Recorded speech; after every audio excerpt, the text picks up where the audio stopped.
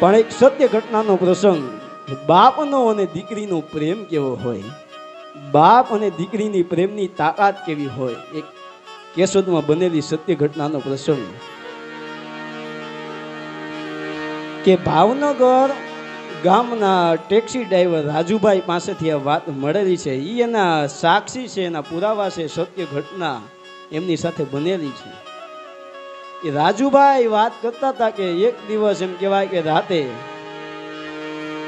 હું એક દર્દીને લઈને આવતો તો બરોડા હોસ્પિટલમાં. એ દર્દીને ઉતારી દીધા. ત્યારબાદ એમ કહેવાય કે હોસ્પિટલની બહાર હું ઊભો હતો ને, ચા પીતો હતો. ત્યારે એમ કહેવાય કે 22 વર્ષની દીકરી એમ કહેવાય કે રોહરો આહુડે રોવે છે અને કોઈને વિનંતી કરતી હોય એવું લાગે, પણ કોઈ એની વિનંતી સ્વીકારતું નહોતું. આમ આગી હડથેલી દેતા હતા. શું કામ? જુવાન જો દીકરી હતી, એની વિનંતી કોઈ સ્વીકારતું નહોતું. રાજુભાઈ કે હું એની પાસે ગયો અને કીધું, બેન શું પૈસા ખૂટી ગયા છે, રૂપિયા ખૂટી ગયા છે, કઈ ખોવાઈ ગયું છે, કેમ રોવે છે બેન? ત્યારે એ દીકરી બેન એમ કે છે કે ભાઈ મારા રૂપિયા નથી ખૂટી ગયા, મારા પૈસા નથી ખૂટી ગયા, પણ જે ખોવાઈ ગયું છે ને હવે પાછું આવે એમ નથી. અરે બેન વાત તો કઈ, શું ખોવાઈ ગયું, શું છે એવું, તો શું બન્યું? અરે ભાઈ અમે છે ને, મારું ગામ કેશોદ, હું અને મારા બાપુ એમ કહેવાય કે પાવાગઢ જતા હતા માતાજીના દર્શને. રસ્તામાં એવું ભયંકર એક્સિડન્ટ થયું.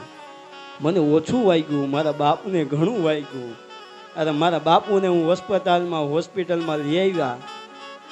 મારા બાપને એમ કહેવાય કે ડૉક્ટરો સાંજના કોશિશ કરે છે, સવારના 4 વાગી ગયા. 4 વાગે મારા બાપુનું મૃત્યુ થઈ ગયું. ત્યારની એમ કહેવાય કે સવારની હું એમ કહેવાય કે મારા બાપના મૃતદેહને કોઈ મારા ગામ કેશોદ સુધી મૂકી જાય ને, હું બધાને વિનંતી કરું છું, પણ કોઈ મારી વિનંતી સ્વીકારતું નથી. શું કામ? જુવાન જો દીકરી છું ને, હું એકલી છું, એટલે મારી પર કોઈ વિશ્વાસ ન કરે. ત્યારે આ રાજુભાઈ કીધું કે બેન મેં તને બેન ભણી, મેં તને બેન કીધી, હું તારા દુઃખમાં બીજા ભાગીદાર બની, હું તારા આહુડા તો લૂછી શકું એમ નથી, પણ આજ તારો ભાઈ બની, તારો વીર બની, તારા દુઃખમાં ભાગીદાર બની, આજ હું તારા બાપના મૃતદેહને હું કેશોદ આવીને મૂકી જાઉં. ટૂંકમાં વાત કરું, રાજુભાઈ કહે છે કે મેં એના બાપના મૃતદેહને એમ કહેવાય કે મારી ટેક્સીની પાછળની સીટમાં એમ કહેવાય કે સુડાવી દીધો. એની દીકરી એમ કહેવાય કે એના બાપના એના ખોડામાં એમ કહેવાય કે એનું માથું રાખી અને માથે એમ કહેવાય કે ટેડવા ફેરવતી જાય, માથે હાથ ફેરવતી જાય, જાણે એનો બાપ જીવતો હોય ને માંદગીમાં પડ્યો હોય ને માથે હાથ ફેરવતી જાય, ટેરવા ફેરવતી જાય. રાજુભાઈ કેવું ઓરિસ્સામાંથી જોતું હતું. દીકરી છે ને એના બાપ હારે કંઈક વાત કરતી હોય એવું લાગતું હતું. એ બાપુ મારે નથી રે માં કે બાપ, મારા માંડવો કોણ બાપુ રોપ છે, અને બાપુ નથી મારે માડીનો જાયો વીર,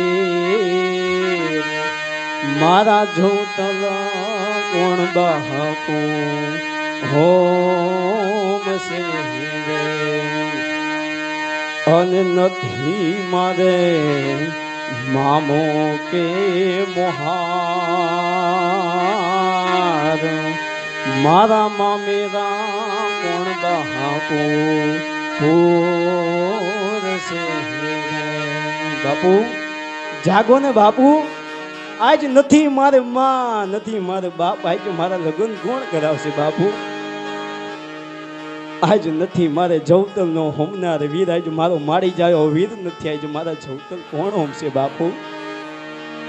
આજ નથી મારા મામા, નથી મોહાળ, આજ મારા મામેરા કોણ પૂછે બાપુ? જાગો ને બાપુ, બાપુ બાપુ બાપુ બાપુ કરતી એમ કહેવાય કે દીકરી રહર આહુડે ધોવા માંડે. એના બાપના માથામાં એમ કહેવાય કે હાથ ફેરવતી જાય. રાજુભાઈ કે અમે 3 વાગ્યા ને ત્યારે એના ગામ કેશોદ પહોંચ્યા. ત્યારે એ દીકરી એમ કીધું કે ભાઈ મારું ગામ આવી ગયું, જો સામે જે પેલી ખડકી દેખાય ને એ મારું ઘર છે, એમાં તાળું માર્યું છે. મારા બાપુ છે ને આડોશ પાડોશના લોકોને એમ કહેવાય ચાવી આપી છે, હમણાં જઈને લેવું હો, તમે અહીં ઊભા રહીજો. અને દીકરી વહી ગઈ. સાહેબ બીજી વાત કરી દઉં, પવિત્રમાં પવિત્ર કોઈ સંબંધ હોય ને એ ભાઈ અને બહેનનો હોય સાહેબ. કારણ એક ભાઈ જ હોય જે બેનના એમ કહેવાય કે ચૂંડો ખંડિત થતા ન જોઈ શકે, તો એક ભાઈ જ હોય એનો બેનનો ચૂડો ખંડિત થતા ન જોઈ શકે. એમ એનો ભાઈ બની, એનો વીરો બની, એમ કહેવાય કે અહીંયા ઊભો છે, દીકરીની બેનની વાટ જોવે છે. કલાક થઈ ગઈ, 2 કલાક થઈ ગઈ, એમ કહેવાય કે 5 વાગ્યા પરોઢિયું થઈ ગયું, દીકરી પાછી ન આવી. ત્યારે એમ કહેવાય કે આ રાજુભાઈ એમ કહેવાય કે બધા આડોશ પાડોશના લોકોને જગાડે છે અને કીધું, ભાઈ સામે જે ખડકી દેખાય ને એ ગધણીનો મૃતદેહ મારી ટેક્સીની એમ કહેવાય કે પાછળની સીટમાં છે. એની દીકરી અહીંયા ચાવી લેવા ગઈ, એમ કીધું હમણાં આવું, પણ હજી આવી નથી, હું એની વાટ જોઉં છું. આડોશ પાડોશના લોકો એમ કહેવાય કંઈ બોલતા નથી, મૌન રાખી અને ખડકીનું તાળું તોડી આ ગધણીનો મૃતદેહ એમ કહેવાય કે ઓસરીમાં લાવે, ત્યાં સુવડાવી દે મૃતદેહને. અને રાજુભાઈ કે મેં એક દ્રશ્ય જોયું, સામેની દિવાલે એક ફોટો ટીંગાય છે, એની ઉપર એમ કહેવાય કે સુખડનો હાર હતો. રાજુભાઈ કે ઈ ફોટો જોતાની વાત, ઈ દ્રશ્ય જોતાની વાત એમ કહેવાય કે મારા કાળજામાં કોઈક સારડિયું ફેરવતી હોય એવી વેદના થવા મંડાણી, એવી વેદના થવા મંડાણી. પણ મેં હિંમત રાખી અને આડોશ પાડોશના લોકોને પૂછ્યું, ભાઈ આ ફોટો દેખાય છે, કોનો ફોટો છે? અરે ભાઈ તમે આ જેનો મૃતદેહ લીવા ને એની એક જ દીકરી હતી, અને એ દીકરી જ્યારે 3 વર્ષની થઈને ત્યારે એને મૂકીને એની માં મરી ગઈ. દીકરીને દુઃખ ન થાય એના માટે થઈને બાપે બીજું ઘર નહોતું કર્યું, પણ આ ઈ દીકરી એના બાપને મૂકીને 3 વર્ષ પહેલા ગુજરી ગઈ ને, આ ઈ દીકરીનો ફોટો છે. અરે ભાઈ શું વાત કરો છો, ઈ દીકરીનો ફોટો? હા ભાઈ ઈ દીકરીનો ફોટો છે. હવે ભાઈ આ જેનો તમે મૃતદેહ લીવા ને એને કોઈ હગું વાલું સંતાન પત્ની કોઈ નથી. આ દીકરી હતી ને ઈ એને 3 વર્ષ પહેલા મરી ગઈ.